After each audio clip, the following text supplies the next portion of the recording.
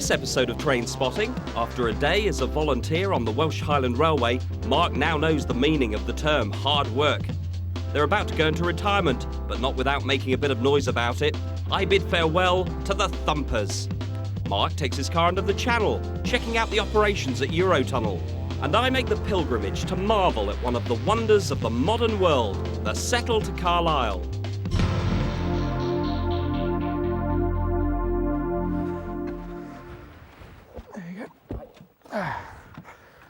Now, more often than not these days, you hear about line closures, but here at the Welsh Highland Railway, it's exactly the opposite. As you can see, they're laying more track.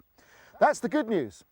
The bad news is I've been roped in to help, and it's back-breaking work.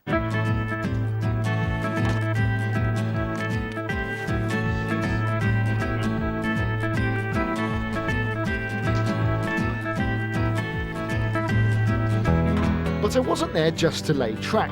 I was spending a day as a volunteer on the railway and had started at the crack of dawn, helping the engine crew to prepare the loco for the day's duties. So what are you actually doing at the moment then, Mark? Right, every morning I've got to clean the tubes out because the fire and the smoke, everything goes through these tubes, which boils the water in the boiler. Well, Mark, the purpose of my visit here today is to help out and volunteer, so can I have a go? You think it's all glamour, don't you? I know, yeah, it's all I have. Boyhood dreams of being in the cab and driving a steam train.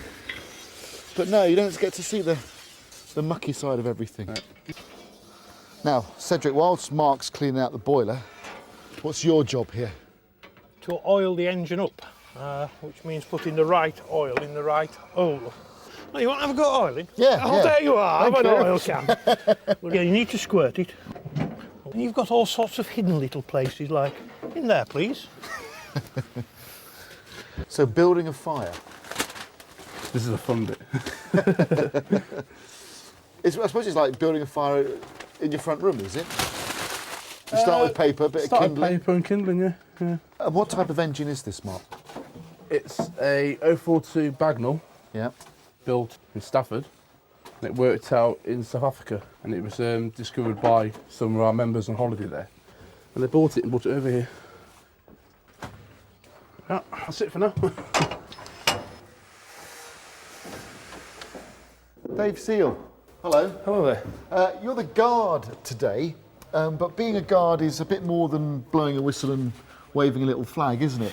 What do you have to do to prepare the train? Essentially, I'm in charge of the train and have the responsibility for the safety of the passengers, and we need to make sure that it's clean for them. Right, well, I'm a volunteer for the day. Thank you very much. Well, if you do that, I can get on with cleaning the brasses. Oh, OK. Because you love these carriages, don't you? Definitely. It's my favourite part of the railway as a whole. I mean, this one, for example, that we're cleaning now, is actually built in 1892, and in that same year, Prime Minister Gladstone rode in the carriage to open the walking path up Snowdon. And how long have you been a volunteer then on the Welsh Highland Railway? I've actually been a volunteer all my life. All your life? Yeah. Well, my parents were volunteers on the railway before I was born, and it's just become something that I love so much. Right, open the door, I've got some dust to come out here. The Welsh Highland Railway was opened in 1923, but it had a short-lived existence. Due to financial problems, it closed in 1937, and most of the track was lifted in 1941. An attempt to recreate the line has begun at both ends. I spoke to David Allen, who's the chairman here at Porthmadog. There are two sections to the Welsh Highland Railway, aren't there? There are indeed. There's the northern section, which comes from Carnarvon up to the village of Rhyddhdy, which is about 10 miles in length. And then down here at the Porthmadog end, our section is about just under a mile in length. And when the two lines are joined together, how long will the track be? It will be 25 miles in length. It's the biggest piece of railway construction, I think, probably in the world. It's, for example, far bigger than the Channel Tunnel, and the views are considerably more interesting. I mean, this end of the line is beautiful with these Welsh hills around. The Carnarvon end, is that a very similar scene? The Carnarvon end is absolutely fantastic. You will see views of Snowdon and Snowdonia that you've never seen before. The scenery is unsurpassed.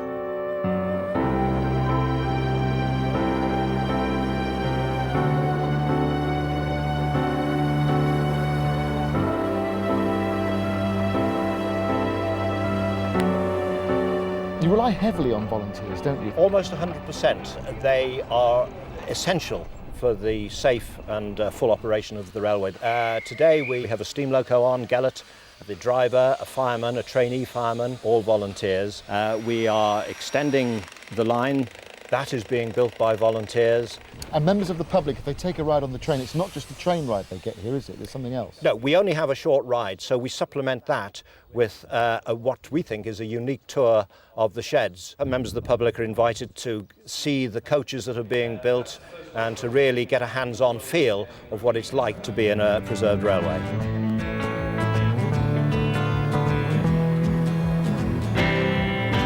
As dusk began to fall, one of my last jobs of a long and tiring day was to help make good the loco before putting her back in the shed. A bucket of coal to fill the tender, ready for the next time.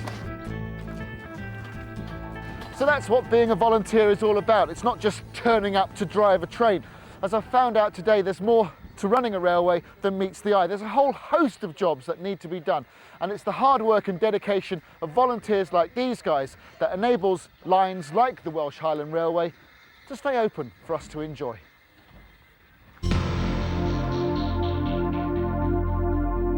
It's not glamorous, it's not pretty, but the locals here, they love it. It's been around about 35 years longer than you'd have expected, and it's not the look of it that makes people excited, it's the sound.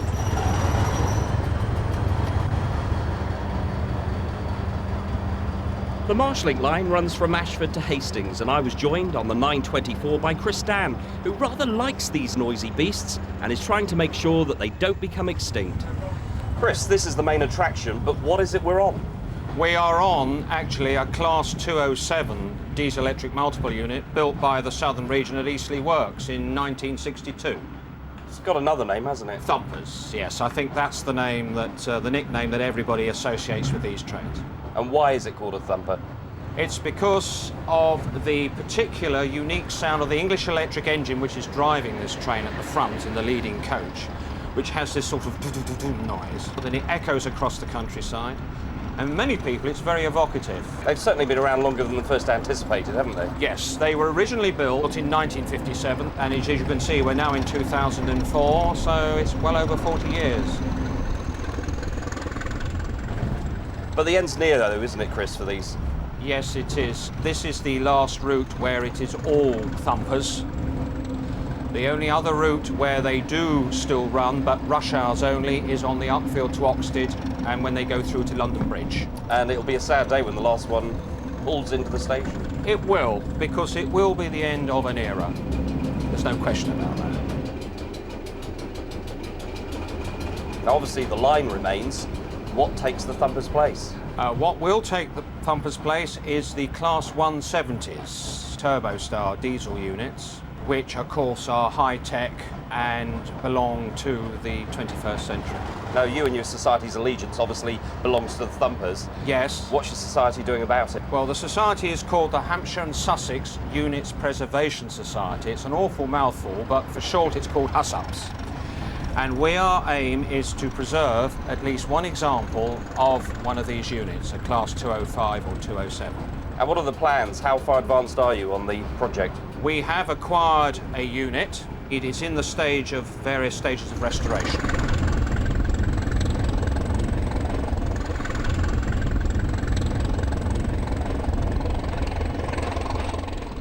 Chris took me along to the Selhurst train care depot, where the HASSOP centre car unit is being carefully restored. So, Chris, this is it, the centre car unit. What have you had done to it? Well, what we've had done to it, as you can see, is it's had a brand new roof. All the windows have been cleaned. The body has been filled in where there was a lot of rust and rot. The doors have been repaired and rehung. All the running boards, as you can see, have been done, plus the sole bar here has been cleaned, and all the essential pipework and stuff has been highlighted. Nice colour as well. Yes, this is the colour, in fact, as near as possible, that the unit would have had when it was built in 1962 when it first came into service. So, have the members of the society been able to help out in the restoration of this? Unfortunately not, Steve. Because of the condition that this coach was in when we first bought it, it was beyond our abilities to be able to do anything to it. So we had to seek professional help, and we did this through Keith Osman here, through South Central's train care depot at Selhurst. Keith sounds like a man I need to go and see, you know. He is indeed. So Keith, tell us about the engine then. Right, it's an English Electric 4SRKT. It's a 4-cylinder inline machine. It generates nominally 600 horsepower and it drives the main generator, which puts out 750 volts to the traction motor. But above all, it's the noise. It certainly is. It's unique. If you want me to start it up, we can Yeah, give love it a shot. to. Excellent. Okay.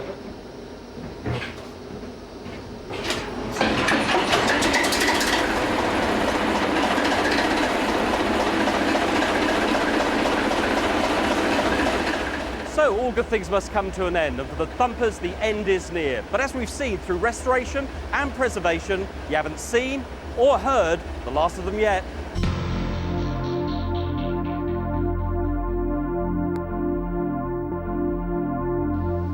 Now, before I got into all this broadcasting lark, I used to work for French Railways, taking UK holidaymakers across the Channel and to various destinations in France. We'd have to take the train from Victoria to Folkestone, a ferry across the Channel, and then from either Calais or Boulogne to our various destinations. Well, now there's an alternative, and it's a rail alternative at that. 2004 saw the 10th anniversary of the opening of the Channel Tunnel, and I'm here at Eurotunnel set up at Folkestone today to see exactly what happens.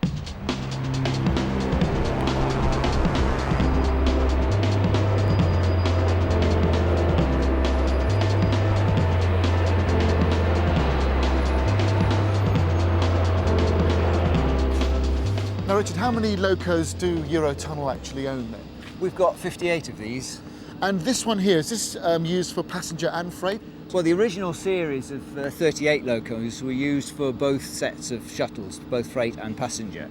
But we're now dedicating locos to different sorts of shuttles. Because there are more powerful locos that you're introducing now, isn't there? Yes, the new ones that we've introduced are 7 megawatts, whereas the original ones were only 5.6 megawatts. I say only, but that's still a very, very powerful loco. Because these are probably the most powerful locos in the world, aren't they? That's right, they are, yes. Because what have they got to haul? They've got to haul a certain tonnage? Well, they've got to haul up to about 3,000 tonnes of shuttle wagons, up a gradient of 1 in 90, and be able to start from stop on that gradient. And what, 140 kilometres an hour? And the speed is 140 kilometres an hour, yes. Yeah. Now, Richard, this is one of the new 97s. When were these introduced? These were introduced in 2002 when we increased the number of shuttles that we have for the freight service. And these are the more powerful ones? That's right, the 7 megawatts, yes. And how many bogies has it got? Well, it's got 3 bogies. It's a bow, but we need 6 axles. And with the 3 bogies, we can get around the corners a lot easier without wearing out the rails. Now, what's the formation of one of these? You call them rakes? Yeah, they're rakes. Each shuttle is split into 2 rakes, the rear rake and the front rake. And this is the rear rake. And at the end of the rear rake, we have the loading platform, or the loading wagon, which is where we are now. And originally there were 14 carrying wagons and a loading and unloading wagon at the end of each rake. And these wagons, these are older type wagons. There's more metal on these than the other ones I've seen today. Yeah, much more metal, yes. These were the original design, which had all sorts of equipment on them. So at the far end of the train, that will be where the carriage is, where the drivers can sit and have their cup of coffee and whatever. That's just behind the locomotive, yeah. Right. And there's a shuttle bus which picks the drivers up and takes them up there. And here it comes now. And then brings them back, yeah.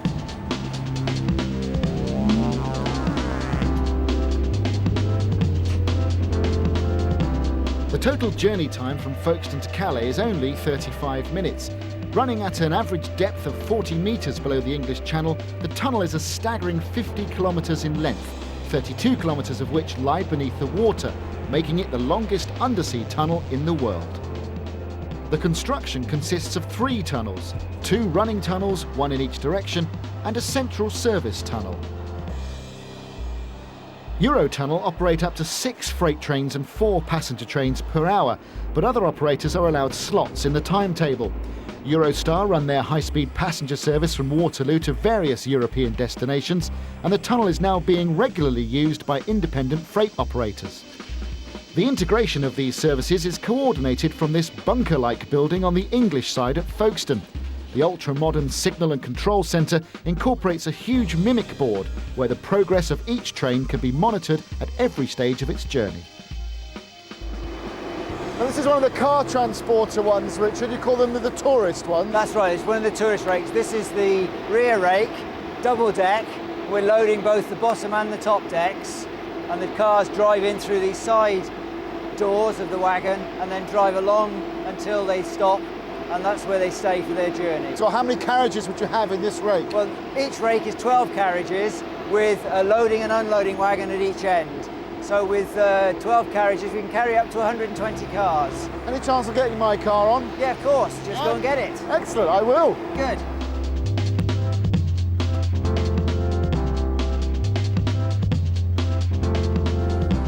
So here we are then. Nice little day trip to France to end the day off. As we think they're going to put us on a lower deck. Yeah, looks like we're going onto one of these lower deck, right at the very back of this particular rake as well. How exciting.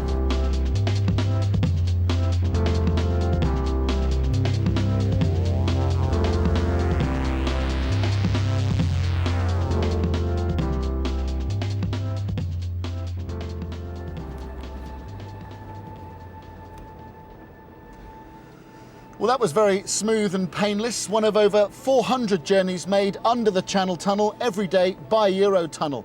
Now, I've got a few extra hours to spare, and it's the wife's birthday next week, so I think I'll stock up on some fine wines and champagnes.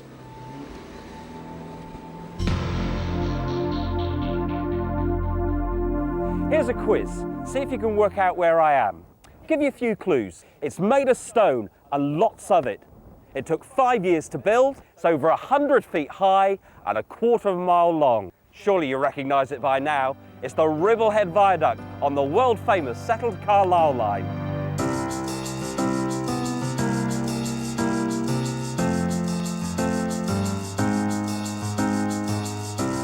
The recent history of the Settle-Carlisle line has been fraught with threatened closures and last-minute reprieves. But now, it seems that its immediate future is in safe hands. Peter, presumably it must be a real privilege having this line as part of your portfolio. Oh, it is. It is a privilege. It's a beautiful line, it's a beautiful area. And with a line that's been threatened with closure in the past, you along with others have to make sure that never happens again, I guess. This one is safe now, but it's safe through patronage. OK, with that in mind, what have we got on the lines then? Mostly pacers on this line for us. They have the advantage that we can join them together to double the capacity when we need to. Our flagship at the moment is this, the double loco hauled stock. That started in the autumn of last year and has been an absolutely terrific success. There's a lot of freight on the line now. A lot of cement is moved, coal from Scotland down to the power stations in Yorkshire. And now you've got to this stage, I guess you're looking at ways of improving the service further. Absolutely.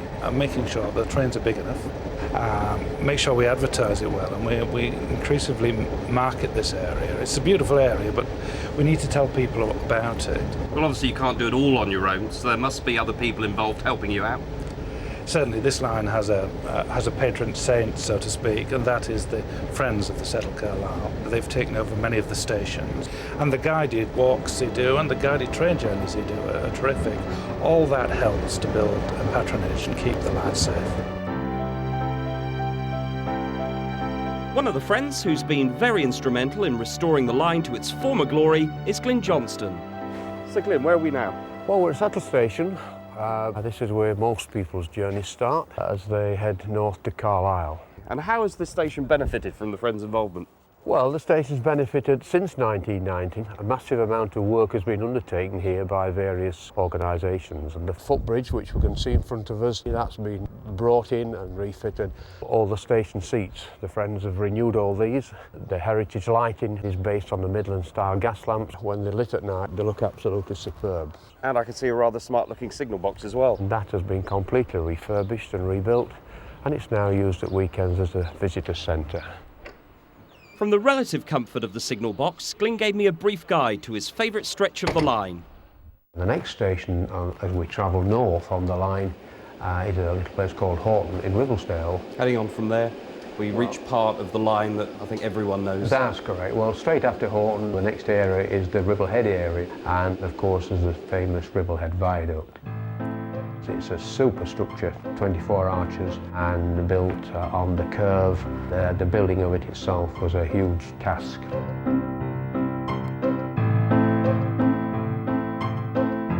Tell us a bit about the history of the line. Well, the history of it was the fact that it was built by the Midland Railway, and it was built as an alternative route to Scotland. You have the East Coast Main Line, the West Coast Main Line, and the Midland Railway wanted a direct route, and this is what they chose. There was many times during the building they wished they hadn't chosen it because it was an extremely difficult route to build on.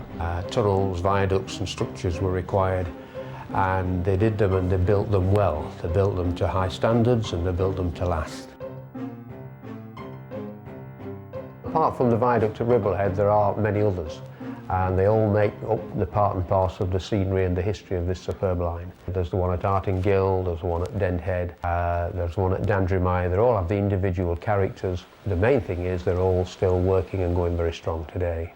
It's not just the viaducts though, it's the tunnels as well. That's correct. The most well-known one is without doubt the one at Bleemore. It goes right through the High Pennines, and while you're in the Bleemore Tunnel you can feel the line levelling out and starting to run down on towards Dentdale. A beautiful part of the line. The scenery up there is absolutely superb, summer or winter. And the line runs round onto the station at Dent. And Dent Station itself has a claim to fame, doesn't it? It does indeed, yeah. It is the highest mainline station in England. But we move on from Dent, then it's a climb up to Aysgill Summit, which is the highest point on the line. And it's a gentle run down, all the way down to a place called Kirby Stephen, down what we call Mallerstang, which is once again beautiful scenery. And then it's on towards the market town of Appleby in Westmoreland as it's like to be called. And Appleby Station was one of the few stations that did stay open throughout the whole period. That's correct. Appleby Station did have a claim to fame that it never closed, that's settled, and it's now thriving. And it actually won last year the Best Kept Small Station Award. But why is it that people keep coming back? What draws them in? What's the magic? Well, the magic is the ride on the train. The magic is the history of the line, and it is to me the beautiful countryside. And usually people who have never been on it before, it strikes them and they're never disappointed. So, did you buy your wife any fine wines and champagne? Yes, I did actually. Did you bring anything back for me? Nope, wasn't your birthday. So what did you get her? Actually, I found a very nice bottle of vintage sparkling champagne for €1.30. Sparkling?